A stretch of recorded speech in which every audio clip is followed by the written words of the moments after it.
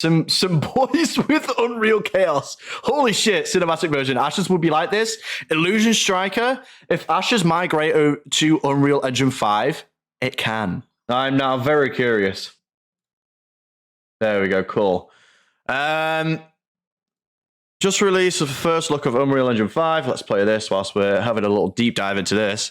One of our goals is the next generation to achieve photorealism on par with movie CG and real life.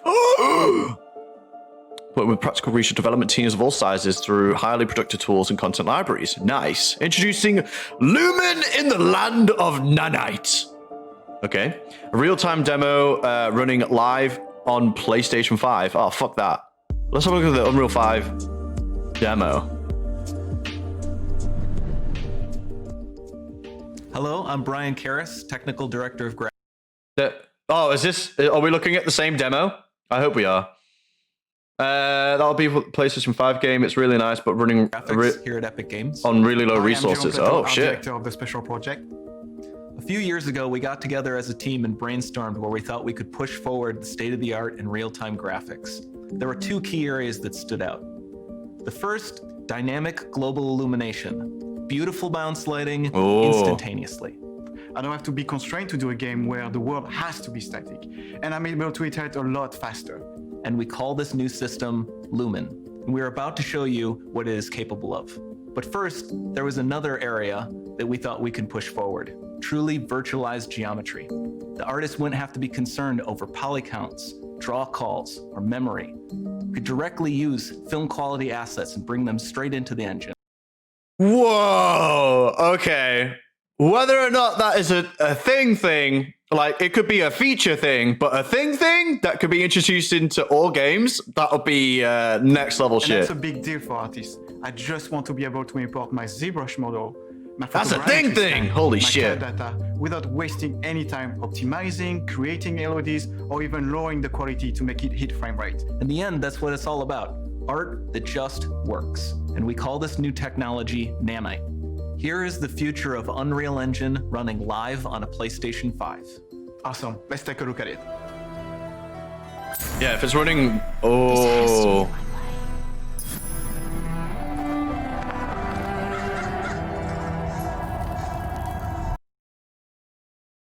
Holy shit balls! That, oh my god, just looking at all of these textures and the lighting and like the dust up here, just looking at this gives me shivers. I'm tearing up. I'm actually tearing up. Wow. Before we continue, let's stop a moment and take a look at some of the key features of this Yes, demo. please discuss. Much of what you see was built with Quixel Megascan assets, but instead of using the game versions, we used the cinematic versions, which would typically only be used in film. Oh my god! Each. And thanks to virtual texturing, they all use 8K textures as well. Nanite can render an insane number of triangles very quickly. There are over 1 billion triangles of source geometry in each frame that Nanite crunches down losslessly to around 20 million drawn triangles. What does that many triangles look like? This isn't noise. These are the triangles, each How is this possible? different color. Most are so algorithms, small bro. Like algorithms. Nanite achieves detail down to the pixel, which means triangles are often the size of pixels.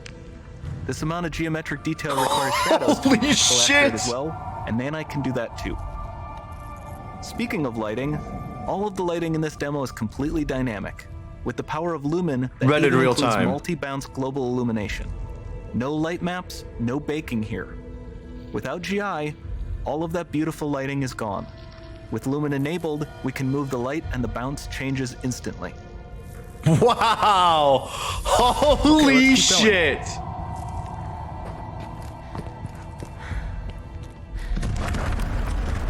Imagine Ashes of Creation running on Unreal Engine 5. Oh, I really hope they do that. That'll just be so groundbreaking. Not just for Ashes of Creation, but Unreal Engine in general as well. We've made some great additions That'll be to our industry audio changing system as well. Convolution reverb allows us to measure reverberation characteristics of real spaces, like actual caves that we sampled, and reproduce them in virtual spaces. Yeah, so having like, yeah, no, that's really, really cool. because sound is a big thing. It's a big thing, and it's very hard to get right. But if Unreal Engine 5 like comes with like presets of like different equalizers and like you said, like the reverb, which is like the echo of something, would be huge. It'd be something that like so a studio could just worry about getting the sound of a spell correctly, right? So long as they've got like the ability or a spell or footsteps and stuff like that, as long as they get all of those sounds right and apply them to these different environments, the environments will be what changes what the sound is, rather than having pre-recorded sounds to play in these different environments. You know what I mean? So instead of having 8 sounds for different environments and different, like for just a footstep, you use one sound that is perfect, and these different environments change what that sounds like. Oh, okay. Sound field rendering allows us to record and play back spatialized audio.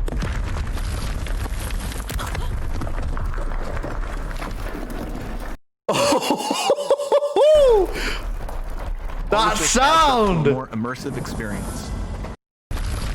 So this you can hear the sound of it hitting the rocks next to her, right? But then listen for the rocks that hit the actual like cave floor. Oh, yes! This adds up to a good more sound is great experience. sound. Holy shit.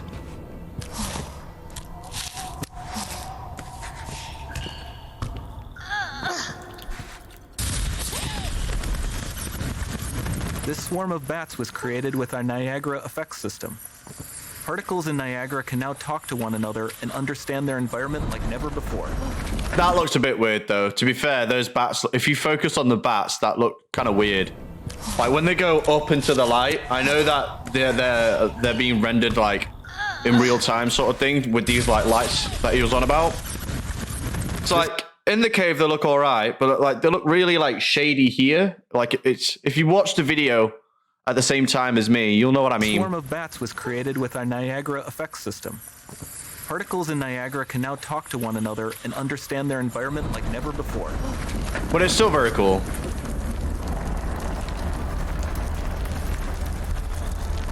We've also added a ton of new functionality to run fluid simulations like you see in the water below.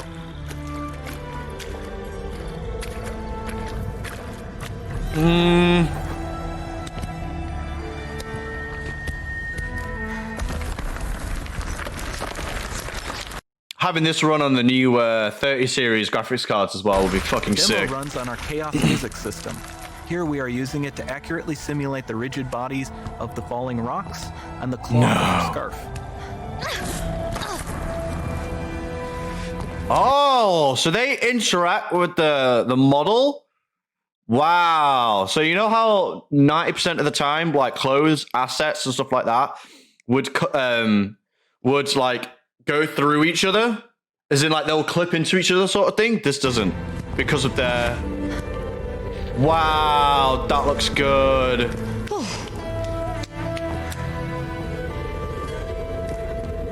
So, like, it no longer clips with each other. They have, like, real collisions. With the player model and Now other that the environment is so environment complex, sources. we've needed to greatly improve our animation systems to adapt. We've added predictive foot placement and motion warping, which dynamically modifies IK and body position to look more natural.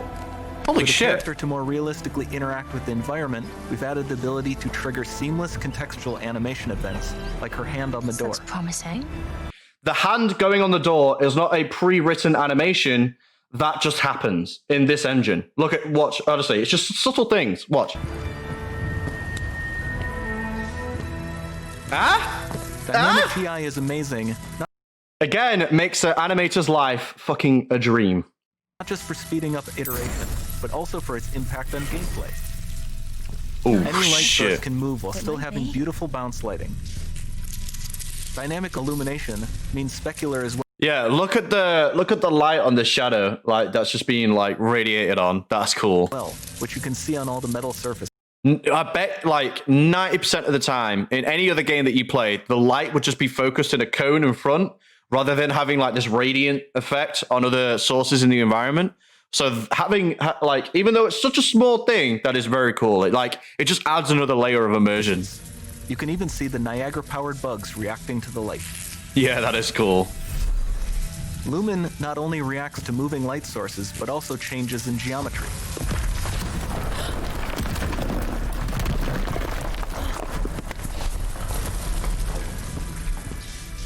Remember we mentioned high poly assets? This statue was imported directly from ZBrush and is more than 33 million triangles. No baking of normal maps, no authored LODs. Oh, so one of the biggest development hurdles that Ashes of Creation has is that it takes 5 steps to get an asset into the game. The pre-concepts, the drawings, then the 3D brush, the optimization brush, and then like textures and colors. So by removing 2 of those steps greatly increases production time of any asset in any game, which is very cool. So like you no longer need the step to add it to like the optimization side of it. You can import it directly from the artist's desk into, textures and coloring, and then that's it. You just add it into the game. Like that, just that alone saves a lot of development time, a lot.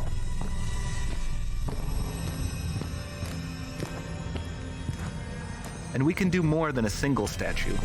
There are nearly 500 of that exact statue at the same detail level placed in this room for a total of over 60. And you can tell, look at that. Okay, so look how the light okay. So as the light passes past the statue on the right, look at how the light interacts with like the skin of the statue. You know what I mean? Of that exact statue at the same detail level placed in this room. Like, okay, so like, oh, so good. For a total of over 16 billion triangles from statues alone. Oh my God. Over this entire demo, there are hundreds of billions of triangles.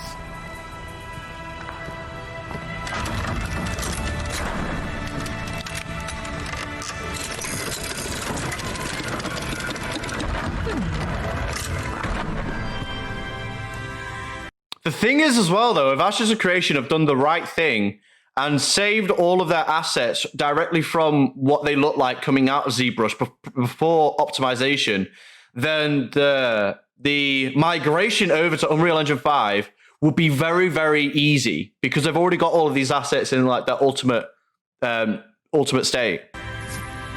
I don't know if I explained that well at all, but hopefully I did. So with Nanite, you have limitless geometry, and with Lumen, you have fully dynamic lighting and global illumination, all running on a PlayStation 5. Fuck me! Sideways.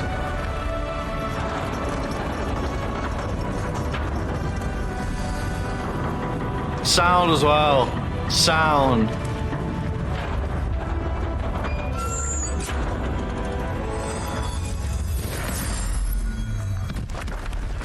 Fucking hell. There's not much time left. And this doesn't need to be constrained to small rooms. It can stretch all the way to the horizon. No way! No, that is too much! My eyes, they cannot see! No! Portal, it's open. Oh my God. Oh, she dead.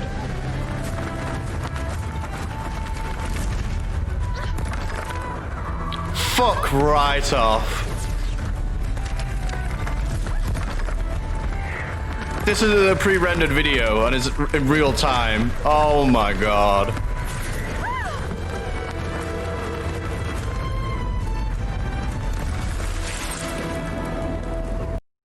Incredible! Ah! I just didn't even know what to do with myself after watching something like I'm so confused on whether or not to cry or masturbate. I don't know what to do.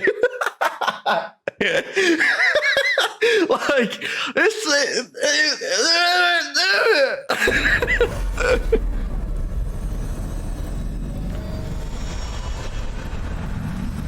Oh my god. It's time to see what's next. Sign up to develop games. That's what you should do. Exactly. Yeah, that's what you should do. Sign up to develop every game. Become a game developer.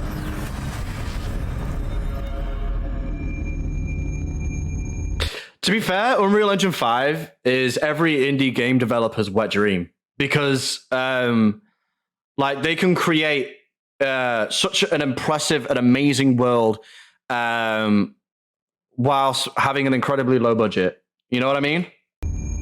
Every indie game developer's wet dream. An MMO with that level of immersion would just be completely game-changing. Game-changing.